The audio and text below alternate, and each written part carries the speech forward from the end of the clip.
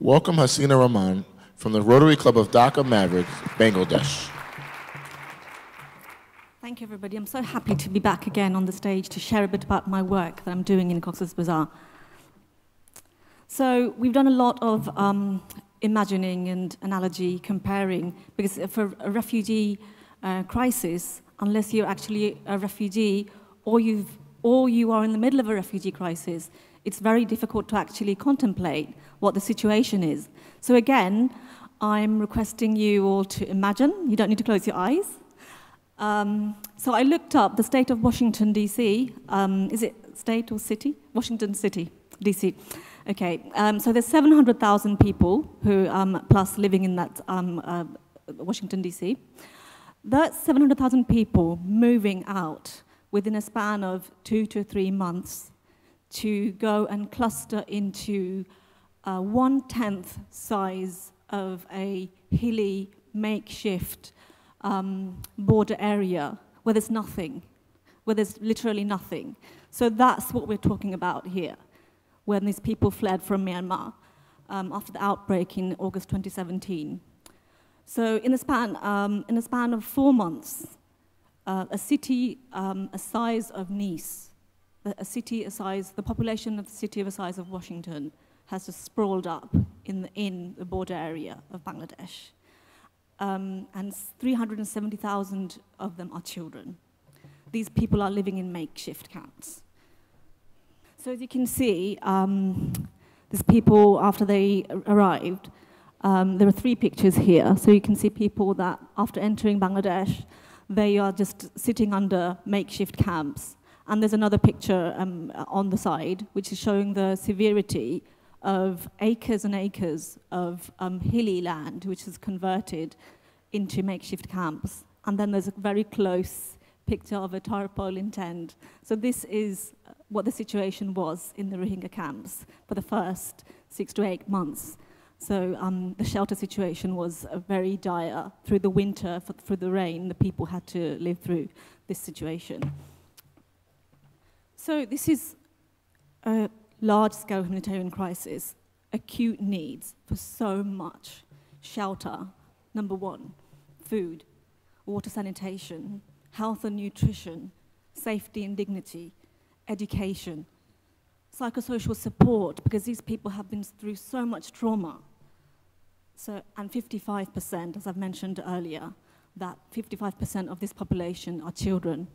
And actually 75% are women and children, because most of the husbands, they were killed in the brutality in Myanmar. So a bit about how I got involved in the work.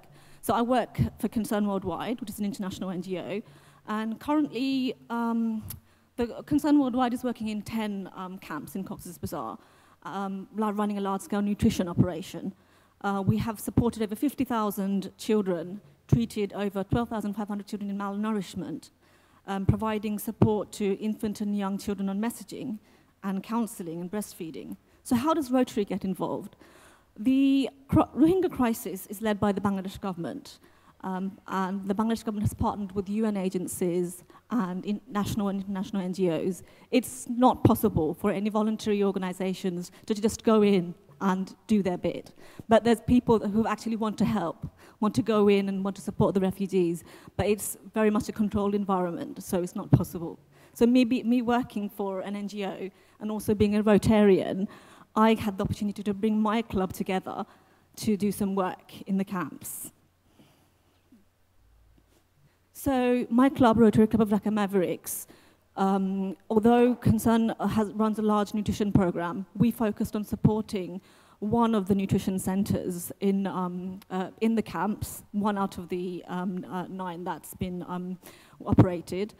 So you see that over in there's my colleagues, they're in front of one of those camps. And what we've done is we've raised funds, we've raised awareness, we've done appeals to the different individuals and different clubs to donate to Concern, because that was the easiest way to actually, for people who want to do their bit, who want to get involved in the Rohingya crisis, general people, that was the easiest way. That still is the easiest way to actually get involved in going through some registered NGO or from a registered organization or through the UN.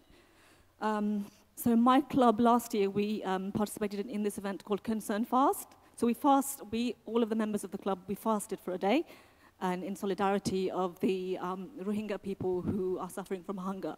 And that day, we appealed to the general public with concerned employees around the world to actually support the appeal. And it got huge attraction. This particular center, which I'm talking about, it's helped 2,400 women, and 23,700 children have been screened for malnutrition in this particular center. So combating malnutrition, it requires a series of interventions. It's a community-based intervention. It's called Nutrition in Emergency.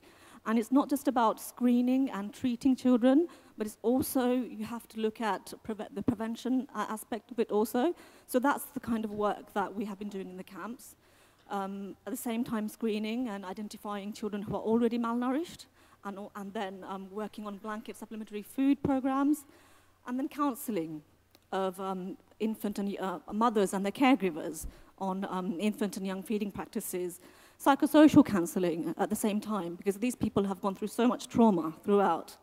Then looking at sustainability, helping them learn how to cook with whatever nutritional products, items are available in near the camps. So teaching the people to cook using those items, promoting kitchen gardening, and then working on accountability and quality assurance throughout the nutrition program. So that's, holistically, that's what we need to do in a nutrition in emergency. That's what's been happening. So I'm going to take you for a sneak peek into one of our camps. So here you can see that a malnourished child has entered into one of our centers, and the child is being measured, weighed. And then you'll see on the left side, it's called MOAC, measurement of upper circumference. So our colleagues from the UNICEF will know it's a very widely known term in the nutrition sector.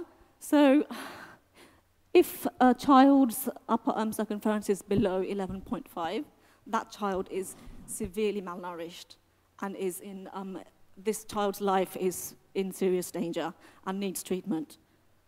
So after the child has gone through the initial screening, then one of the paramedics will do a medical checkup to see if the child has any other physical conditions.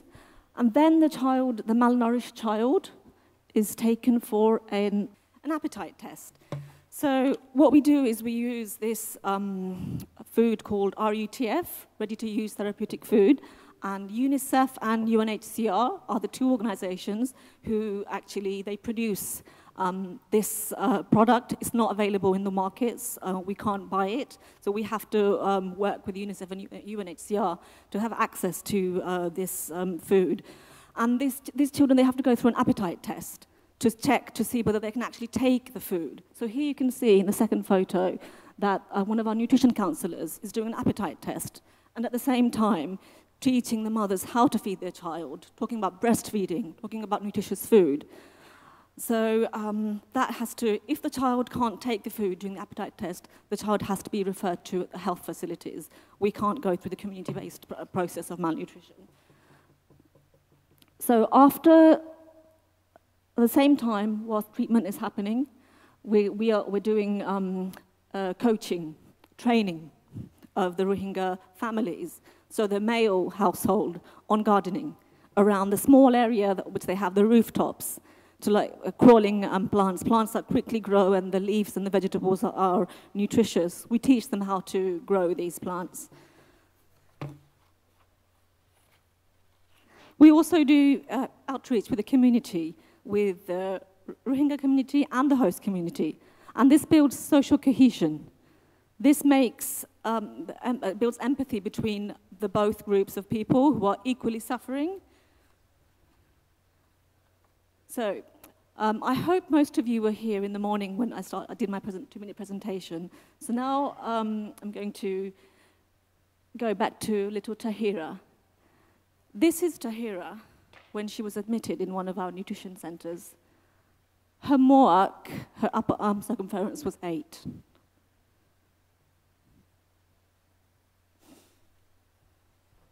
This is Tahira after 8 months.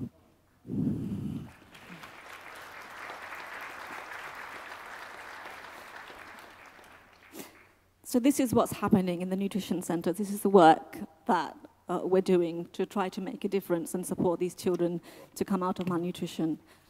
But it's not just Tahira. There are so many more children like Tahira who are there, who need the support. So what can we do? Currently, there are over 50,000 children who are still malnourished in the camps, even though it's been 2 years into the crisis. And there's still work to do on early detection, treatment and prevention of malnutrition. We need to work out ways to alleviate sufferings of these children and their families and save lives at the same time. And we need to give these children a better future. So this is a call for action. This is a protracted crisis phase now. It's not going away anywhere anytime soon. And as we saw in previous presentations, the funding that's coming from different donors, donor organizations, is diminishing because the scale of crisis across the world is so large, it's difficult to focus on one emergency, one refugee crisis. So there's a need for more and more support and more connections to build and more people to get involved and engaged. So here is where Rotary can get involved. There are a couple of options. One is working with our club, with Rotary Club of Dhaka Mavericks, who work closely with Concern Worldwide, and we can look at doing a global grant project to see if we can continue our good work in the camps. You can also donate to the Concern website directly. If any individuals want to donate, it's very quick. There's a website address there. You can also keep a small message on how you feel or why you want to donate. So, and that option is also available. So, yes, this is it. This is my work, and this is the work that my club has been doing, and we've been trying to contribute to support the Rohingya crisis in Bangladesh. And I hope and wish that you could support me to continue to do so. Thank you. Thank you, Hasina, for all of your service. And thank you to all of our honorees who are true examples of people in action, connectors beyond borders. In thanking and recognizing our Rotary People of Action connectors beyond borders.